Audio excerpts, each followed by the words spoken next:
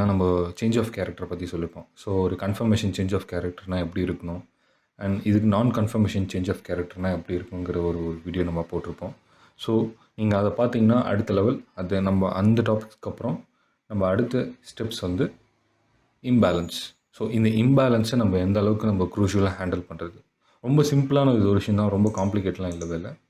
Okay, நான் draw எல்லாம் release பண்ணுறேன். And for example the first candle will be formation. So first candle நம்மளுக்கு ஒரு ஃபார்மேஷன் ஆகுது. ஸோ நம்மளுக்கு ஒரு கேண்டில் ஃபார்மேஷன் முடிஞ்ச உடனே